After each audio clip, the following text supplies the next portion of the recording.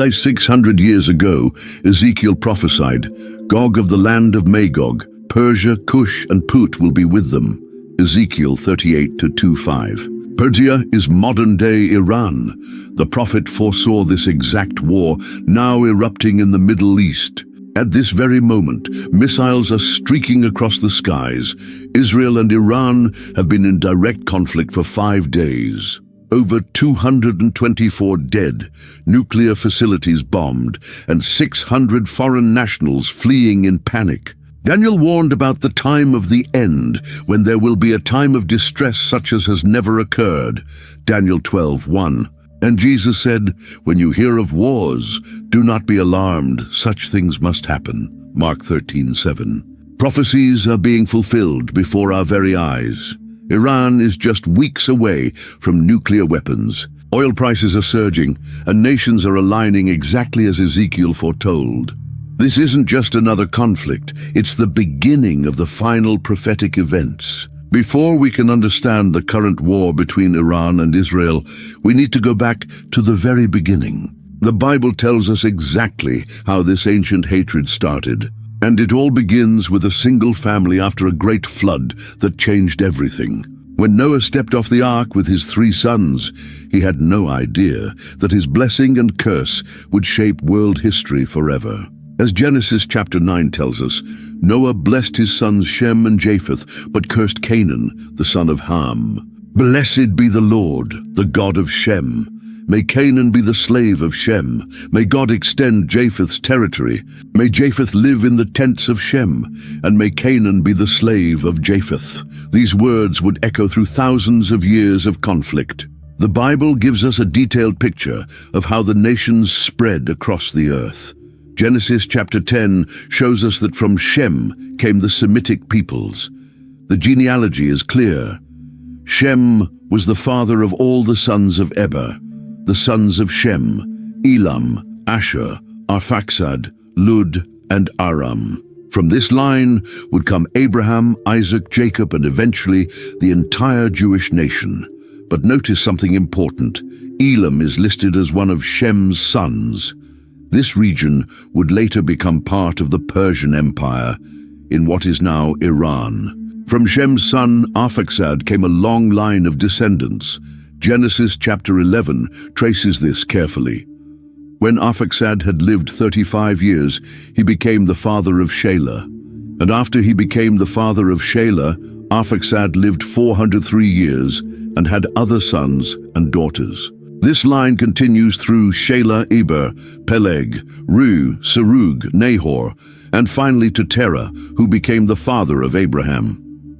But Japheth's descendants took a different path entirely.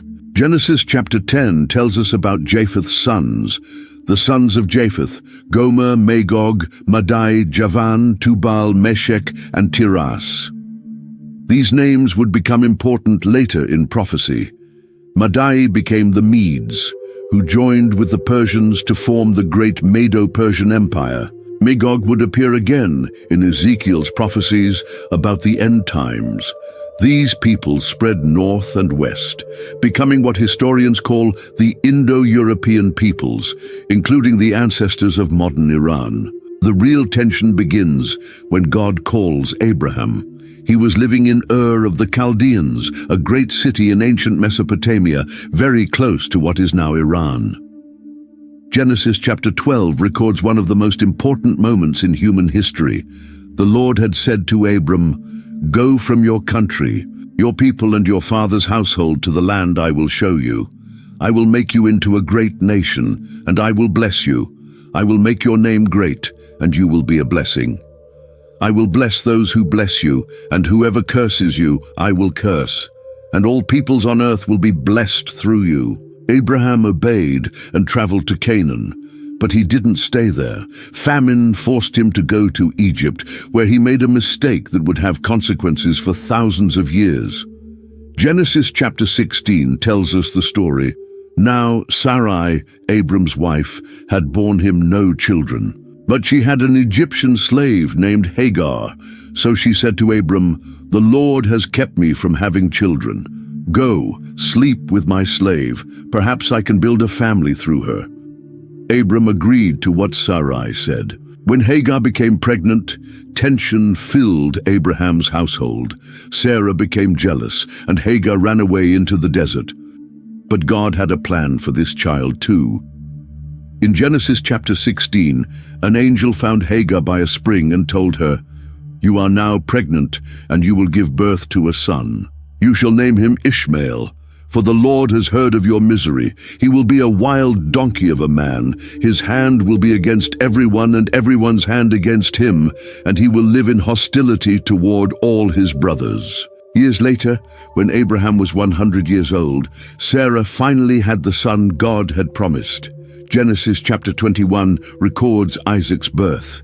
Now the Lord was gracious to Sarah as he had said, and the Lord did for Sarah what he had promised. Sarah became pregnant and bore a son to Abraham in his old age, at the very time God had promised him. But the presence of both boys in the same household created problems. At Isaac's weaning celebration, Sarah saw Ishmael mocking Isaac. She demanded that Abraham send Hagar and Ishmael away. Abraham was troubled, but God told him in Genesis chapter 21, "Do not be so distressed about the boy and your slave woman. Listen to whatever Sarah tells you, because it is through Isaac that your offspring will be reckoned. I will make the son of the slave into a nation also, because he is your offspring." God made specific promises to both sons. To Isaac came the covenant promises, the land of Canaan, the blessing of being father to the chosen people, and the promise that through his descendants all nations would be blessed. But God also blessed Ishmael. Genesis chapter 17 records God's promise. "And as for Ishmael, I have heard you. I will surely bless him. I will make him fruitful and will greatly increase his numbers. He will be the father of 12 rulers, and I will make him into a great nation." 2 sons, 2 promises, 2 peoples who would struggle for thousands of years. This division would play out again and again throughout history, including in the conflict we see today between Israel and the nations around them. The Persian Empire enters our story much later, but when it does, it changes everything for the Jewish people. After years of rebellion against God, the Babylonians destroyed Jerusalem and took the Jews away as prisoners. It looked like God's promises had completely failed. The temple was rubble, the city was empty, and God's people were slaves in a foreign land. But then something amazing happened. Cyrus the Great of Persia conquered Babylon, and instead of keeping the Jews as prisoners, he sent them home. This wasn't just a political decision, it was God moving in history. In 2 Chronicles chapter 36, we read these incredible words. "In the first year of Cyrus, king of Persia, in order to fulfill the word of the Lord spoken by Jeremiah, the Lord moved the heart of Cyrus, king of Persia, to make a proclamation throughout his realm, and also to put it in writing. This is what Cyrus, king of Persia, says. The Lord, the God of heaven, has given me all the kingdoms of the earth, and he has appointed me to build a temple for him at Jerusalem in Judah. Any of his people among you may go up to Jerusalem in Judah and build the temple of the Lord, the God of Israel, the God who is in Jerusalem, and may their God be with them." Can you imagine? A Persian king who worshipped different gods suddenly decides to rebuild the Jewish temple and send God's people home. This wasn't Cyrus's idea. It was God working through him. The prophet Isaiah had actually predicted this would happen, and he used an amazing word to describe Cyrus. In Isaiah chapter 45, God calls Cyrus his anointed one, the same Hebrew word Mashiach that we translate as Messiah.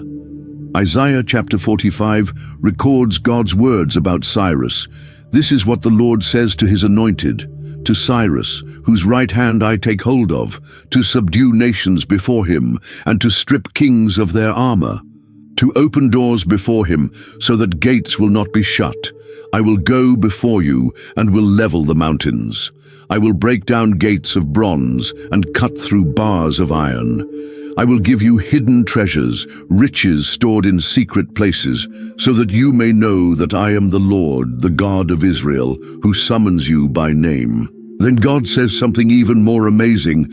"I summon you by name and bestow on you a title of honor, though you do not acknowledge me. I am the Lord, and there is no other. Apart from me there is no God. I will strengthen you, though you have not acknowledged me, so that from the rising of the sun to the place of its setting, people may know there is none besides me." God was using a Persian king who didn't even know him to fulfill his promises to Israel. This shows us something important about how God works in history. He can use anyone, even enemies of his people, to accomplish his purposes. During this Persian period, a young Jewish man named Daniel served in the royal court. Daniel had been taken to Babylon as a teenager when Jerusalem fell, and he lived through the rise of the Persian Empire. God gave Daniel visions that showed him exactly what would happen to world empires in the future, and many of these visions involved Persia directly. In Daniel chapter 2, Daniel interpreted King Nebuchadnezzar's dream about a giant statue made of different metals. The head was gold, representing Babylon, but the chest and arms were silver, and Daniel explained, "After you, another kingdom will arise, inferior to yours." This was the Medo-Persian Empire that would conquer Babylon. Later, in Daniel chapter 8, God gave Daniel an even clearer vision about Persia's future. "In the 3rd year of King Belshazzar's reign, I, Daniel, had a vision, after the one that had already appeared to me. In my vision I saw myself in the citadel of Susa in the province of Elam. In the vision I was beside the Ulai Canal. I looked up, and there before me was a ram with 2 horns standing beside the canal. The horns were long, but one was longer than the other, and the longer one came up last. I watched the ram as it charged toward the west and the north and the south. No animal could stand against it, and none could rescue from its power. It did what it pleased and became great." Then Daniel saw something else. As I was thinking about this, suddenly a goat with a prominent horn between its eyes came from the west, crossing the whole earth without touching the ground. It came toward the 2-horned ram I had seen standing beside the canal and charged at it in great rage. I saw it attack the ram furiously, striking the ram and shattering its 2 horns. The ram was powerless to stand against it. The goat knocked it to the ground and trampled on it, and none could rescue the ram from its power. Daniel was confused by this vision, but the angel Gabriel explained it to him. "The 2-horned ram that you saw represents the kings of Media and Persia. The shaggy goat is the king of Greece, and the large horn between its eyes is the first king. The broken horn and the 4 horns that replaced it represent 4 kingdoms that will emerge from his nation but will not have the same power."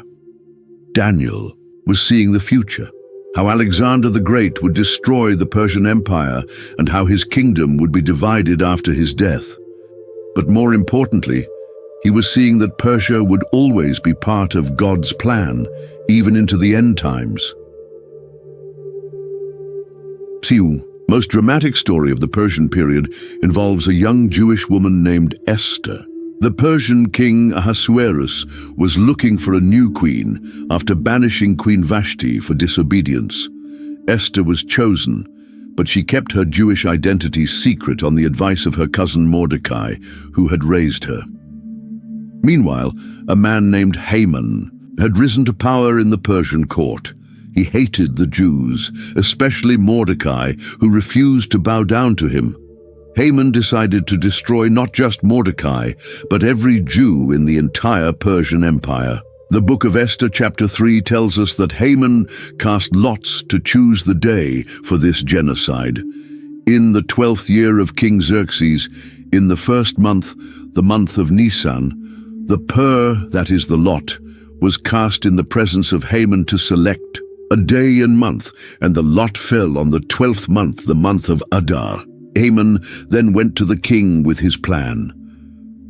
There is a certain people dispersed among the peoples in all the provinces of your kingdom who keep themselves separate. Their customs are different from those of all other people, and they do not obey the king's laws. It is not in the king's best interest to tolerate them. If it pleases the king, let a decree be issued to destroy them, and I will give 10,000 talents of silver to the king's administrators for the royal treasury." The king agreed, and letters were sent throughout the empire ordering the destruction of all Jews on a specific day. But God had placed Esther in the palace for exactly this moment. When Mordecai learned of the plot, he sent word to Esther, challenging her with these famous words from Esther chapter 4.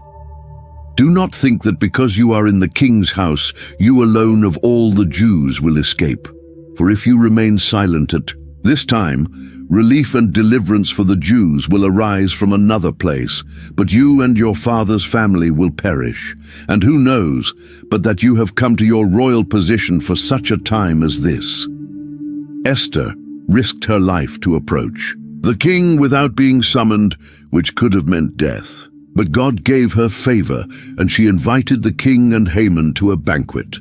At the second banquet, she revealed both her identity and Haman's plot. Esther chapter 7 records her words, "If I have found favor with you, your majesty, and if it pleases, you grant me my life, this is my petition, and spare my people, this is my request, for I and my people have been sold to be destroyed, killed, and annihilated." The king was furious when he learned what Haman had done.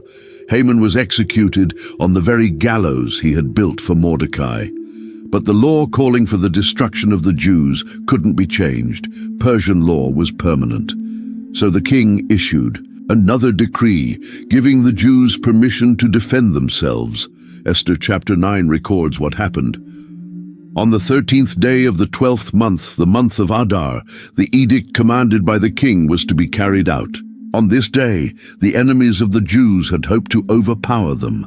But now the tables were turned, and the Jews got the upper hand over those who hated them. The Jews assembled in their cities in all the provinces of King Xerxes to attack those, determined to destroy them. No one could stand against them because the people of all the other nationalities were afraid of them. This wasn't just a historical event. It established a pattern that continues today. Throughout history, enemies have tried to completely destroy the Jewish people, but God has always intervened to save them. The Jews still celebrate this victory every year in a festival called Purim, reading the entire book of Esther and remembering how God turned their sorrow into joy. But the prophets saw something else coming. Ezekiel, writing during the Babylonian exile, had a vision about the very end of time that specifically mentions Persia. In Ezekiel chapter 38, God showed him a great war that would happen when Israel was back in their land. "The word of the Lord came to me, Son of man, set your face against Gog of the land of Magog, the chief prince of Meshech and Tubal. Prophesy against him and say, this is what the sovereign Lord says. I am against you, Gog, chief prince of Meshech and Tubal. I will turn you around, put hooks in your jaws, and bring you out with your whole army, your horses, your horsemen fully armed, and a great horde with large and small shields, all of them brandishing their swords." Then God lists the nations that will join this final attack. Persia, Cush, and Put will be with them, all with shields and helmets, also Gomer with all its troops, and Beth Togarmah from the far north with all its troops, the many nations with you. Notice that word, Persia. The Hebrew word is paras, the exact same word used throughout the Old Testament for the Persian Empire. Ezekiel was seeing that in the last days, the land we now call Iran would be part of a massive coalition trying to destroy Israel. This prophecy becomes even more significant when we realize that Ezekiel wrote it while Israel was scattered among the nations, with no homeland and no hope of return. Ezekiel chapter 38 continues, "This is what the sovereign Lord says. In that Day thoughts will come into your mind, and you will devise an evil scheme. You will say, I will invade a land of unwalled villages. I will attack a peaceful and unsuspecting people, all of them living without walls and without gates and bars. I will plunder and loot and turn my hand against the resettled ruins, and the people gathered from the nations, rich in livestock and goods, living at the center of the land. This describes Israel exactly as it is today, a nation that has been regathered from among the nations, living in relative peace and prosperity at the center of world attention. The prophecy says this attack will come from the far north, which from Israel's perspective points directly to Russia and Iran. Daniel also saw the end times, but his visions focused on something else: the exact timing of when the Messiah would come and what would happen to Jerusalem. In Daniel chapter 9, while Daniel was praying and confessing the sins of his people, the angel Gabriel appeared to him with one of the most precise prophecies in the entire Bible. Gabriel told Daniel, 77s are decreed for your people and your holy city to finish transgression, to put an end to sin, to atone for wickedness, to bring in everlasting righteousness, to seal up vision and prophecy, and to anoint the most holy place. Know and understand this.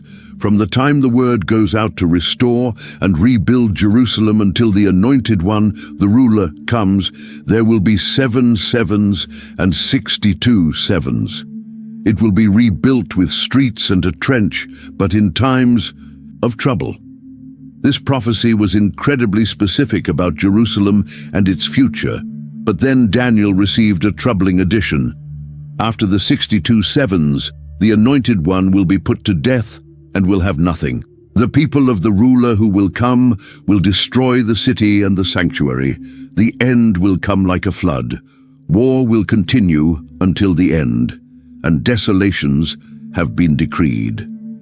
Daniel was seeing that Jerusalem would be destroyed again after the Messiah came, and that wars would continue until the very end of time. The focus of world attention and conflict would always come back to this one city. When the Jews finally returned from Persia to rebuild Jerusalem, these ancient tensions came alive again. Nehemiah, who had served as cupbearer to the Persian king, got permission to return and rebuild the walls of Jerusalem. But from the moment he arrived, he faced opposition from the surrounding peoples. Nehemiah chapter 2 tells us that when Sanballat the Horonite, Tobiah the Ammonite, and Geshem the Arab heard about Nehemiah's plans, they were very much disturbed that someone had come to promote the welfare of the Israelites. These weren't just political disputes, they were the continuation of ancient hatred against God's people. As the work progressed, the opposition grew stronger. Nehemiah chapter 4 records, "But when Sanballat, Tobiah, the Arabs, the Ammonites, and the people of Ashdod heard that the repairs to Jerusalem's walls had gone ahead and that the gaps were being closed, they were very angry. They all plotted together to come and fight against Jerusalem and stir up trouble against it. The same peoples who oppose Israel today were causing problems then. But Nehemiah didn't give up. He organized the workers for both building and defense. From that day on, half of my men did the work, while the other half were equipped with spears, shields, bows, and armor. The officers posted themselves behind all the people of Judah who were building the wall. Those who carried materials did their work with one hand and held a weapon in the other, and each of the builders wore his sword at his side as he worked. This picture of Jews building with tools in one hand and weapons in the other could describe Israel today, a nation trying to build and develop while constantly defending against enemies who want to destroy them. Ezra worked alongside Nehemiah to restore not just the physical city, but the spiritual life of the people. He brought the law of Moses back to the center of Jewish life and worked to purify the people from foreign influences. But even this spiritual renewal faced opposition from the surrounding nations who preferred to see Israel weak and scattered. Finally, The prophet Jeremiah spoke directly about the region we now call Iran. In Jeremiah chapter 49, he prophesied specifically against Elam, which was in the heart of ancient Persia. This is what the Lord Almighty says: "See, I will break the bow of Elam, the mainstay of their might. I will bring against Elam the four winds from the four quarters of heaven. I will scatter them to the four winds, and there will not be a nation where Elam's exiles do not go. I will shatter Elam before their foes, before those who want to kill them.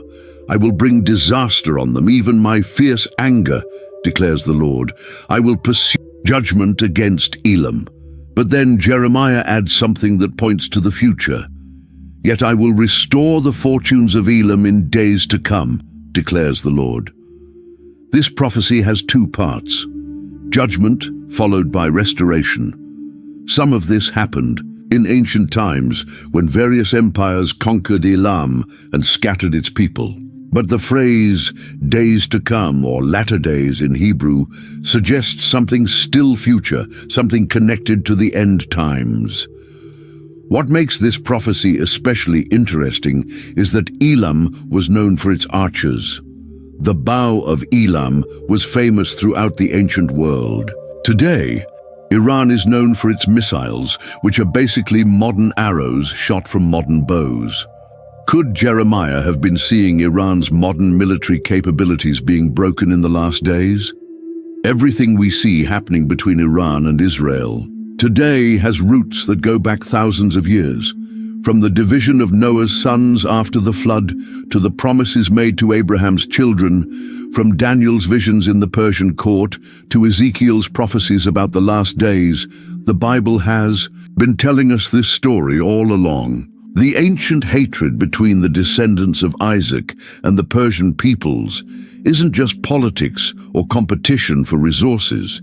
It's the continuation of a spiritual battle that started in the very beginning and will only end when God Himself intervenes in human history. Now that we've seen how this conflict began thousands of years ago in the pages of Scripture, we need to look at what's been happening in recent times. The ancient prophecies we just studied didn't stay locked in the past. They started coming alive in the modern world in ways that would shock even the prophets who wrote them. Everything changed on May 14th, 1948. After nearly 2,000 years of being scattered across the world, the Jewish people did something that seemed impossible. They came back to their ancient homeland and declared the rebirth of Israel. This wasn't just a political event. This was the literal fulfillment of one of the most dramatic prophecies in the entire Bible. The prophet Ezekiel had seen this day coming. In Ezekiel chapter 37, God showed him a vision that seemed crazy at the time. "The hand of the Lord was on me, and He brought me out by the Spirit of the Lord and set me in the middle of a valley. It was full of bones. He led me back and forth among them, and I saw a great many bones on the floor of the valley, bones that were very dry. He asked me, 'Son of man, can these bones live?' I said, 'Sovereign Lord, you alone know.' Then God told Ezekiel to prophesy to the bones. Then He said to me, 'Prophesy to these bones and say to them, dry bones, hear the word of the Lord. This is what the sovereign Lord says to these bones. I will make breath enter you, and you will come to life. I will attach tendons to you and make flesh come on you and cover you with skin. I will put breath in you, and you will come to life. Then you will know that I am the Lord.' As Ezekiel watched, something amazing happened. So I prophesied as I was commanded, and as I was prophesying, there was a noise, a rattling sound, and the bones came together, bone to bone. I looked, and tendons and flesh appeared on them, and skin covered them, but there was no breath in them. God wasn't finished. He told Ezekiel to prophesy again. Then He said to me, 'Prophesy to the breath. Prophecy, Son of man, and say to it, this is what the sovereign Lord says. Come, breath from the four winds, and breathe into these slain, that they may live.' So I prophesied as he commanded me, and breath entered them. They came to life and stood up on their feet, a vast army. Then God explained what this vision meant. Then he said to me, "Son of man, these bones are the people of Israel. They say, 'Our bones are dried up and our hope is gone. We are cut off.' Therefore prophesy and say to them, 'This is what the Sovereign Lord says, My people, I'm going to open your graves and bring you up from them. I will bring you back to the land of Israel.'" For centuries, this prophecy seemed impossible. The Jewish people were scattered across the world, persecuted, often forbidden from even entering their ancient homeland. But in 1948, after the horror of the Holocaust, the world watched as these dry bones came back to life. Jews from every nation on earth began returning to Israel, speaking Hebrew again, building cities again, making the desert bloom again. When Israel declared independence, the reaction was immediate and violent. Every Arab nation around Israel attacked at once, determined to destroy the new country before it could even get started. But something strange happened. Israel not only survived, they won. Against all odds, this tiny nation defeated much larger armies. But Iran's reaction was completely different. At that time, Iran was ruled by Shah Mohammad Reza Pahlavi, and he actually recognized Israel and established diplomatic relations. Iran and Israel became allies. They shared intelligence. Iran sold oil to Israel, and Israeli experts helped Iran with agriculture and technology. For nearly 30 years, these two nations worked together. This friendship made sense from a strategic perspective. Both Israel and Iran were surrounded by Arab nations that often opposed them. Iran wasn't Arab. They were Persian, with their own language, culture, and interests. The Shah saw Israel as a potential partner against their common Arab rivals. Iranian officers trained in Israel, and Israeli advisors worked in Iran. Trade between the two countries flourished. Many Iranian Jews moved to Israel, but others stayed in Iran and lived peacefully. The Shah's government protected Jewish communities and maintained good relations with Israel's leaders. But this partnership was built on politics, not prophecy. The Bible had already told us that Persia would eventually turn against Israel in the last days. And in 1979, everything changed in a way that shocked the entire world. The Iranian Revolution of 1979 was like an earthquake that changed the entire Middle East. The Shah, America's close ally, was overthrown by Islamic revolutionaries, led by Ayatollah Ruhollah Khomeini. Almost overnight, Iran went from being Israel's friend to being its most dangerous enemy. Khomeini brought a completely different worldview to power. Where the Shah had been secular and focused on modernizing Iran, Khomeini was a religious extremist who wanted to spread Islamic revolution across the world, and at the center of his ideology was a burning hatred for Israel. Khomeini declared that Israel had no right to exist. He called it a cancerous tumor that had to be removed from the Middle East. He said that Jerusalem belonged to Muslims and that every Muslim had a duty to fight to destroy Israel. This wasn't just political opposition, this was religious warfare. The new Iranian government immediately cut all ties with Israel. They kicked out Israeli diplomats, cancelled all agreements, and began funding Israel's enemies instead. Iranian leaders started calling for Israel's complete destruction, and they meant it literally. Khomeini's followers believed they were fighting a holy war that would prepare the world for the return of the hidden Imam, a messianic figure in Shia Islam. They saw the destruction of Israel as a necessary step in this divine plan. This religious motivation made Iran much more dangerous than other enemies Israel had faced. Instead of attacking Israel directly, Iran developed a clever but deadly strategy. They would build a network of terrorist groups to fight Israel for them. This way, Iran could attack Israel while avoiding direct retaliation. They called this the axis of resistance. and it would become Israel's worst nightmare. The first and most dangerous group Iran created was Hezbollah in Lebanon. In 1985, Hezbollah officially announced their existence with a manifesto that read, like something from a horror movie, "We are the sons of the Ummah, Muslim community, the party of God, Hizb Allah, whose vanguard God made victorious in Iran.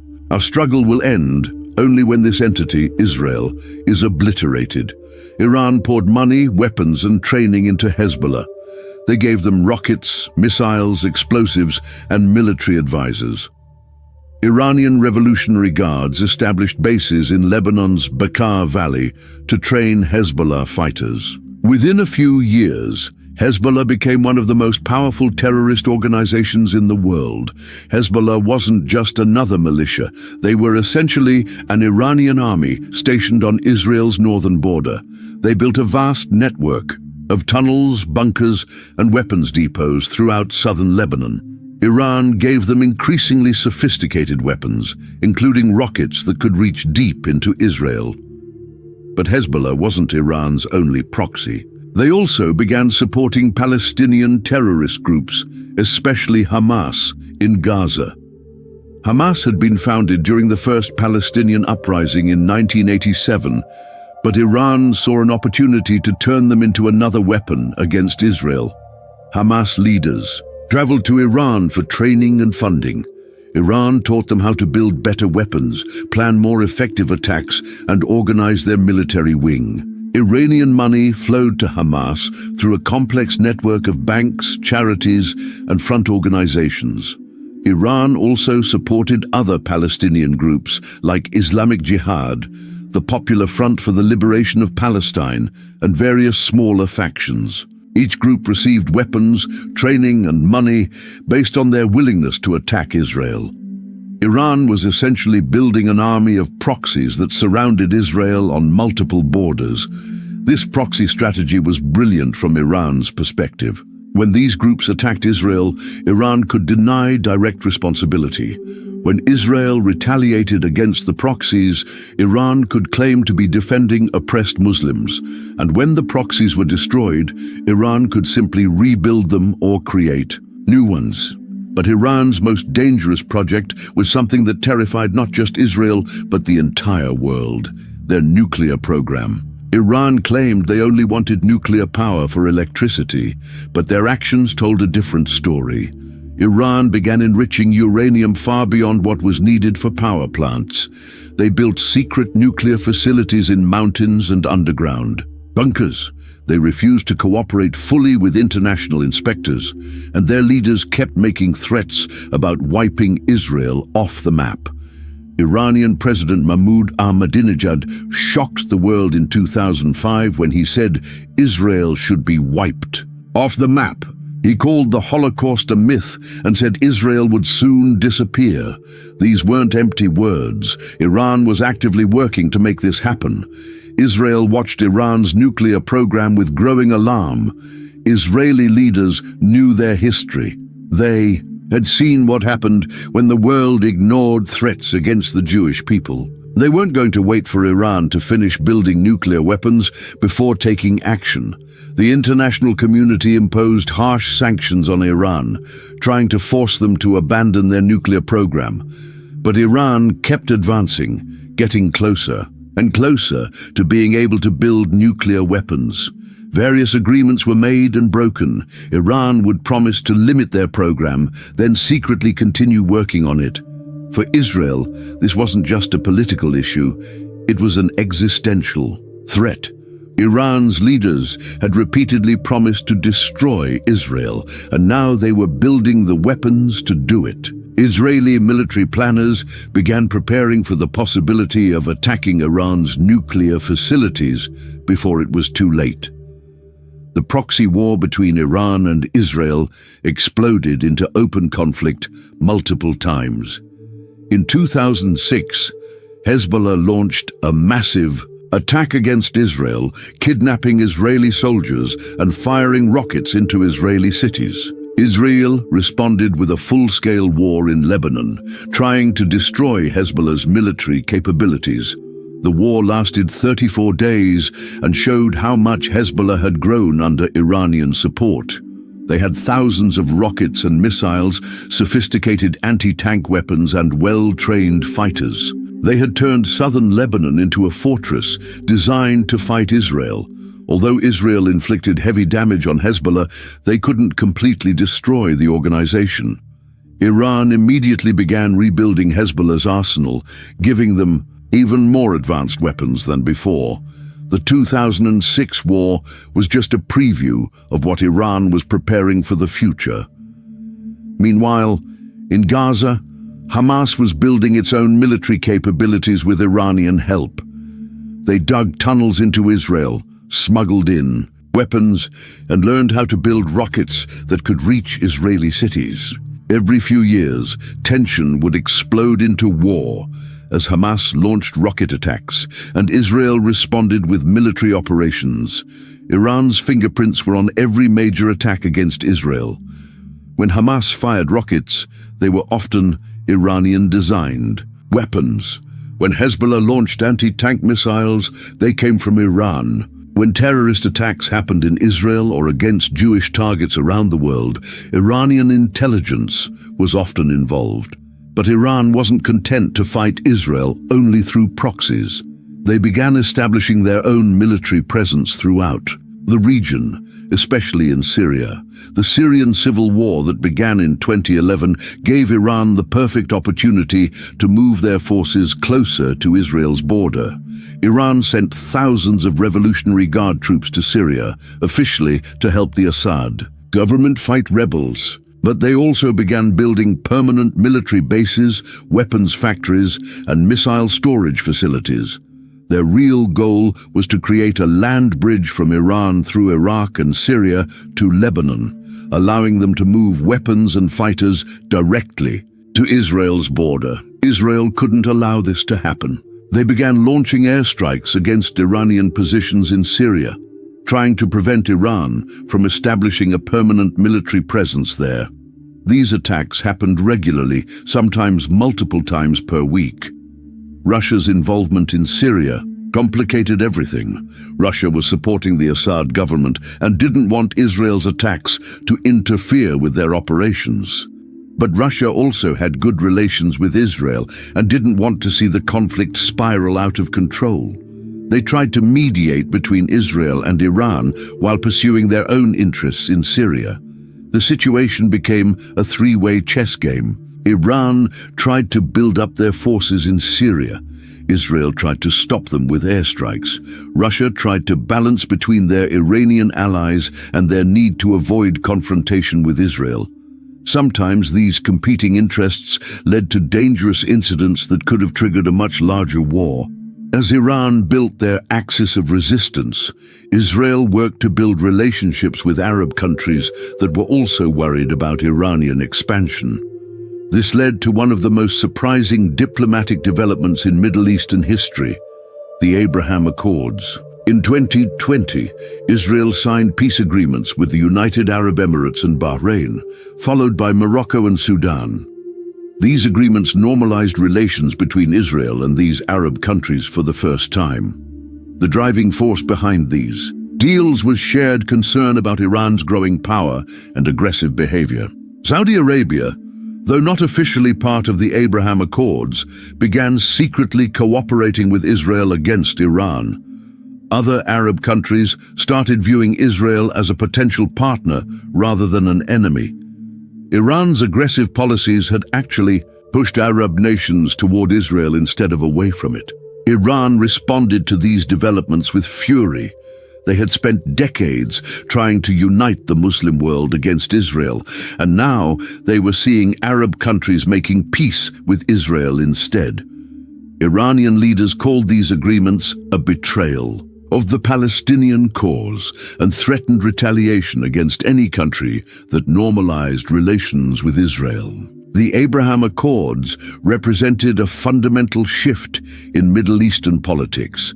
Instead of the old Arab-Israeli conflict, the region was now divided between countries that wanted peace and prosperity versus those that wanted conflict and destruction. Iran found itself increasingly isolated as more countries chose the path of peace. But Iran doubled down on their aggressive strategy. They increased support for their proxy groups, advanced their nuclear program faster, and began launching more direct attacks against Israel and its allies. The proxy war was gradually becoming a real war. As we look at all these developments, we can see biblical prophecy unfolding before our eyes. The prophet Ezekiel's vision in chapter 38 described exactly what we're seeing today: Persia leading a coalition of nations in the last days to attack Israel when they had returned to their land. The nations Ezekiel mentioned are aligning exactly as he predicted. Russia, Magog, is working with Iran, Persia. Turkey, Togarma, is moving away from its NATO allies and closer to Russia and Iran. The stage is being set for the final confrontation that Ezekiel saw over 2,500 years ago. Israel has become the center of world attention, just as the Bible predicted. Every major power has an opinion about Israel. Every conflict in the Middle East somehow involves Israel. The world's media focuses on this tiny country more than any other nation on earth. The regathering of the Jewish people to their ancient homeland is nearly complete. Israel has become a technological powerhouse, making the desert bloom exactly as Isaiah prophesied. Jerusalem has become a cup of trembling for all nations, just as Zechariah predicted in chapter 12. I am going to make Jerusalem a cup that sends all the surrounding peoples reeling. The alignment of nations we see today matches biblical prophecy with stunning accuracy. Iran is leading an alliance of Israel's enemies while simultaneously advancing toward nuclear weapons capability. Russia is involved in Middle Eastern affairs in ways not seen since the Cold War. Arab nations are choosing sides based on their view of Iran's threat. Even more significant is the spiritual dimension of this conflict. This isn't just about politics or territory, it's about competing worldviews and religious beliefs. Iran's leaders openly talk about preparing the world for their version of the Messiah by destroying Israel. They see this as a holy war that will bring about the end times. Israel, meanwhile, has returned to their ancient homeland after nearly 2,000 years of exile, just as the prophets said they would. They are surrounded by enemies who want to destroy them, just as the Bible predicted, and they are looking for their Messiah to come and save them from their enemies. The stage is set for the final fulfillment of biblical prophecy. The ancient hatred between the descendants of Isaac and Ishmael has evolved into a modern conflict between Iran and Israel that threatens to engulf the entire world. The weapons are more powerful, the stakes are higher, but the spiritual battle remains the same. We are living in the generation that may see the final chapters of human history unfold. The conflict between Iran and Israel isn't just about Middle Eastern politics, it's about the fulfillment of God's plan for the ages. The ancient prophecies are coming to life before our eyes, and the world is about